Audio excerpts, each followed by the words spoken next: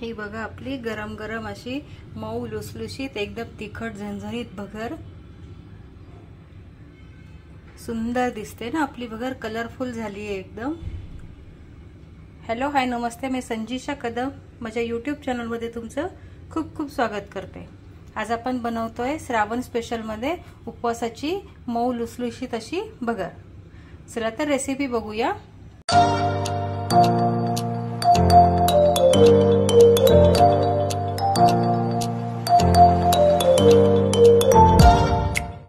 श्रावण महिना सुरू झालेला आहे आणि आपली श्रावण स्पेशल उपवास रेसिपीची सिरीज सुरू झालेली आहे। आज आपण भगरीची रेसिपी बनवतोय। त्यासाठी मी इथे अर्धी वाटी भगर घेतलेली आहे। कच्चीच आहे, तिला काय अजून मी फ्राय केलेलं नाहीये। अर्धी वाटी शेंगदाण्याचा कूट घेतलेला आहे। भगरीमध्ये मी बटाटे पण घालणार आहे, तर इथं बटाटे पण मी बॉईल करून घेतलेले आहे आणि छोट्या पीस मध्ये कट करून घेतलेले आहे। यामध्ये आपण हिरवी मिरची घालणार आहोत। हिरवी मिरची तुम्ही तुमच्या आवडीनुसार कमी जास्ती करू शकता, किती तिखट खाता त्याच्या पद्धतीने तुम्ही हिरव्या मिरच्या कमी जास्ती घेऊ शकता। आणि मी इथे खूप सारी कोथिंबीर घेतलेली आहे। तुम्ही जर कोथिंबीर खात असाल तर टाका, नसेल खात तर ऑप्शनल आहे। तर ही अशी आपली आजची तयारी आहे। श्रावण स्पेशल मध्ये आपण भगर बनवणार आहोत त्याची। तर चला कृतीला सुरुवात करूया। आज आपण जी भगर बनवतो त्यासाठी मी इथे 1 चमचा तूप घेतेय। आपण ही भगर तुपामध्ये बनवणार आहोत। आपलं तूप इथे छान गरम झालेलं आहे। त्यामध्ये आता मी ही भगर भाजून घेणार आहे।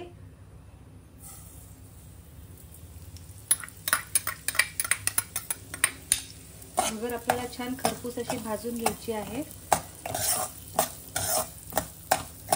भगर आहे ना तुपामध्येच बनवायची, छान लागते। ही भगर भाजत येईल ना तर हे दाणे असे सफेद सफेद होतील। तर अजून आपल्याला भगर भाजून द्यायची आहे। आपली भगर भाजतीये तोपर्यंत आपण याचं वाटण तयार करून घेऊया। आपली भगर छान भाजतीये तोपर्यंत आपण भगरीचं वाटण तयार करून घेऊया। मी एका मिक्सरच्या भांड्यामध्ये शेंगदाण्याचा कूट घेतेय। त्यामध्ये या खूप साऱ्या ज्या मिरच्या मी घेतलेल्या आहेत त्या घेतेय आणि ही जी खूप सारी कोथिंबीर घेतलेली आहे ती पण मी यामध्ये टाकणार आहे। कोथिंबीर मी भरपूर घेतलेली आहे कारण मला कोथिंबीर फार आवडते। हे सगळं मी मिक्सर मधून वाटून घेते आणि मग नंतर तुम्हाला दाखवते आपलं वाटण कसं झालं ते। हे बघा या पद्धतीने आपलं वाटण इथे वाटून झालेलं आहे। चला आपली भगर तुपामध्ये छान परतली गेली का ते बघूया आपण। हे बघा आपली भगर इथे छान परतून झालेली आहे। हे बघा पूर्ण सफेद सफेद झाली आणि तिचा कलर पण चेंज झालेला आहे। इथे आपली भगर तुपामध्ये छान परतून झालेली आहे, भाजून झालेली आहे। आता हे जे वाटण आपण केलं आहे ना ते मी यामध्ये घालणार आहे भगरीमध्ये।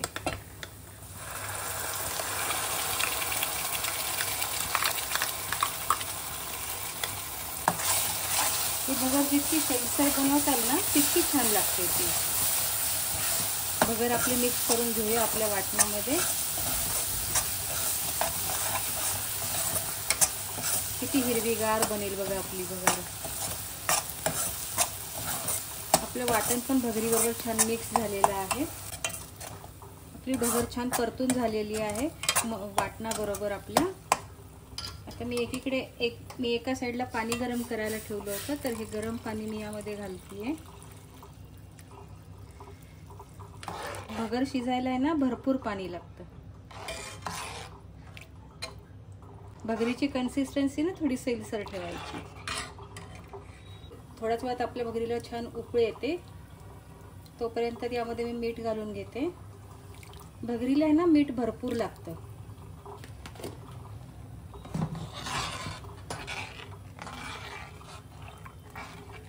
छान उकळी आली ना भगरीला की आपण त्यावर झाकण ठेवणार आहे, गॅस मीडियम करणार आहे आणि भगर शिजवून घेणार आहोत। हे बघा एवढी पातळ दिसते ना तुम्हाला, शिजल्यावर छान ती सैलसर होणार आहे। भगर आहे ना मधून मधून हलवत पण राहायची, नाही तर ती खाली बसते आणि चिटकून जाते। छान उकळी फुटते आपल्या भगरीला।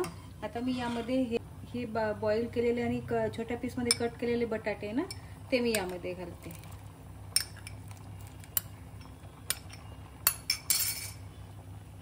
भगरीमध्ये बटाटे पण फार छान लागतात। हे बघा आपल्या भगरीला छानपैकी उकळी फुटलेली आहे। आता त्यावर मी झाकण ठेवणार आहे आणि मीडियम गॅसवर भगर आपण शिजवून घेणार आहोत। चला आपण एकदा झाकण खोलून बघूया आपली भगर कशी शिजते येते। हे बघा छान उकळते ना आपली भगर।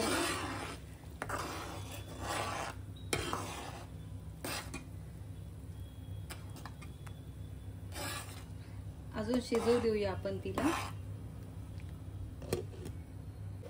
चला एकदा खोलून बघूया आपली भगर झाली की नाही।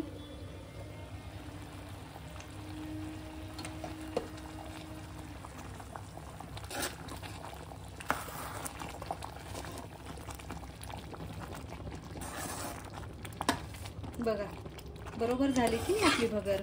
पाणी पण जास्ती नाही झालं, थोडीशी सैलसर झाली। आणि ही भगर जसजशी थंडी होते ना तसतशी अजून ती घट्ट होत चालते।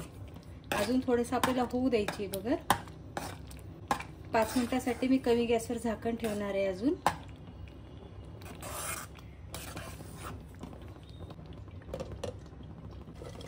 चला पुन्हा एकदा बघूया आपण आपली भगर। हे बघा किती छान झाली बघा। थोड्या वेळाने ना ही सुकी सुकी होऊन जाईल छान।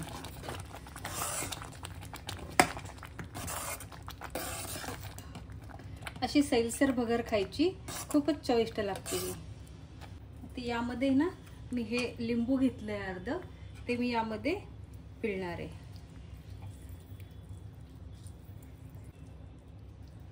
अर्ध्या लिंबाचा रस आपण यामध्ये घातलेला आहे। 1 चमचा तूप पण मी यामध्ये घालतीये, थोडीशी कोथिंबीर घालतीये। छानपैकी आपण मिक्स करूया।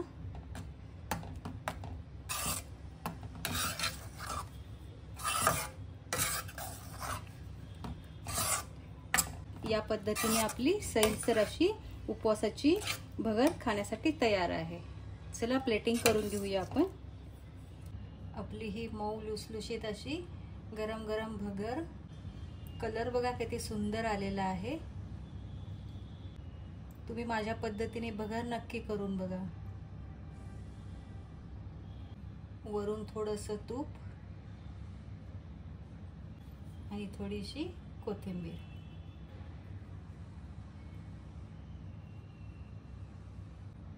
या पद्धतीने आपली भगर खाण्यासाठी तयार आहे। तुम्ही हा व्हिडिओ बघा, व्हिडिओला लाईक करा, कमेंट करा, शेअर करा, सबस्क्राईब करा। लवकरच भेटूया आपण नवीन व्हिडिओमध्ये। तोपर्यंत सर्वांनी काळजी घ्या। तोपर्यंत सर्वांना बाय।